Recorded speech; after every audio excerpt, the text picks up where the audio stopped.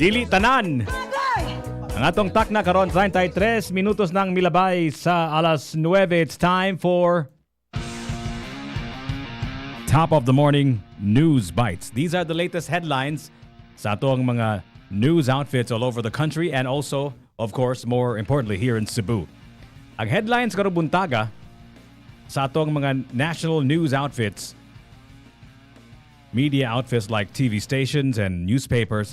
Sa GMA News, according to the Department of Agriculture, they're going to impose the suggested retail price for pork in Metro Manila sugod karong Marso 10. May takapisa diri sa Cebu. And new law allows one to earn a college degree using work experience. Okay? Murag na biyan ni sila sa Itiap. Mo ba ni siya? And jobless Pinoys rise to 2.16 million in the month of January of this year. And NNIC, or the Ninoy Aquino International, what does NNIC stand for? Taps Collins Aerospace to modernize NAIA. Okay. Trump to delay tariffs for goods covered under Mexico and Canada trade deal.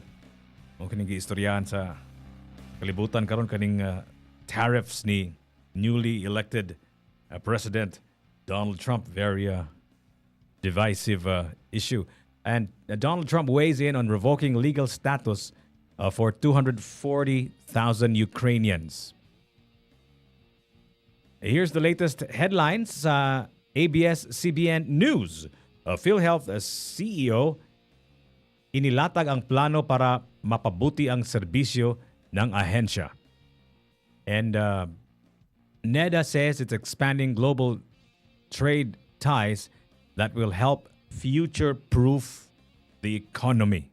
Future-proof gud 55 schools removed from the DepEd voucher program over ghost students. Palace, the government, let me just to inspect all bridges in the Philippines dapat lang. And Pope Francis stable thanks to those praying for him from the bottom of his heart. Mo ni mga headlines sa Inquirer.net. In Pangasinan, bangus growers brace for fish kills amid extreme heat. And Camarines Norte now free of bird flu. The Department of Education is hiring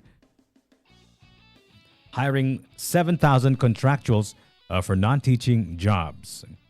And Palawan imposes a 50-year mining moratorium. And AFP in mourning over the loss of their jet pilots. And Comelec picks Lakas, CMD, and NP as top parties for May 12. And DICT Secretary Ivan John Uy resigns. Piatos Kin Xiaome Ocho also got Sara Duterte's funds, according to Ortega. And beware of Chinese lies claiming Palawan, according to the Philippine Maritime Council. And the United States stocks tumble again on slowdown worries. And again, Donald Trump casts doubt on his commitment to NATO, or the North Atlantic Treaty Organization. These are the headlines atong mga national news outfits and national newspapers like Manila Bulletin. ACT teachers hail Comelec's doubling of service credits of teachers tasked during the polls. And dominant Lakas CMD party to ensure polls are clean, according to Romualdez. And a 15-minute tornado in Murcia, Negros Occidental. Wow. And parts of this city on Thursday, March 6th. And according to Commissioner Viado, heads will roll on the escape of South Korean fugitive. According to Tolentino, jet fighter crash shouldn't delay AFP modernization. And France will keep providing military intelligence nga gi pause ni Donald Trump sa United States, they're going to continue providing military intelligence to Ukraine as the U.S. freezes or pauses vital intelligence information. Mo kani mga headlines sa national newspapers sa the Manila Times. La Nina expected to be short-lived and PhilHealth seeks to lower out-of-pocket expenses. And inflation surprise boosts odds of return to easing. And the Philippines allies to oppose Chinese restrictions. And according to Mindanao Projects, get 950 million US dollars from World Bank. Mga proyekto kuno sa Mindanao, daghana ni go hapit man sa $1 billion. And global sea ice cover drops to record low as heat streak persists. These are the latest headlines sa ato mga national news outfits. Karon, let's go to the headlines of Sunstar.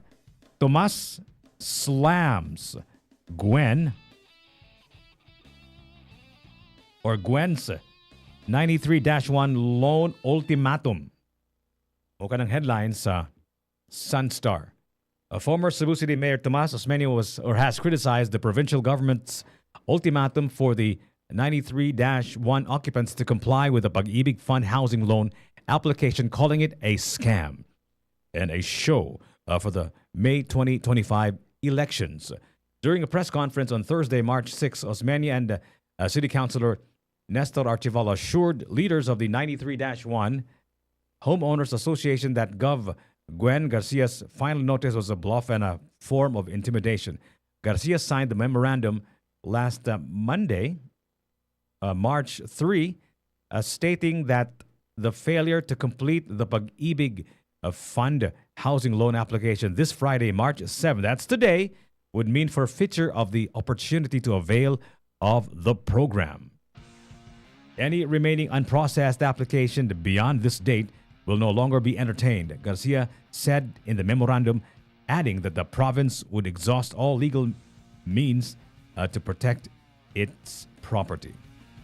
Osmeña urged that the 93-1 lot issue has already resolved with the signing of the 2018 deed of donation and acceptance for a land swap deal between the Cebu City government and the Cebu provincial government. Those are the latest headlines sa ato mga local og national news dailies. Karong adlaw, March 7, Friday. The year is 2025. Daghang salamat sa inyong pagpaminaw sa ato ang Top of the Morning News Bites with me, Jiggy Juice. Stay tuned for the next News Bites every Mondays through Fridays, 9:30 in the morning. Atong i-summarize para kaninyo ang mga headlines sa national and local news outfits. Ang atong takna karon 40 minutos nang milabay sa alas 9. You're listening to Top of the Morning with your host, me, Jiggy Juice, on 105.1 TMC, the most Cebu music.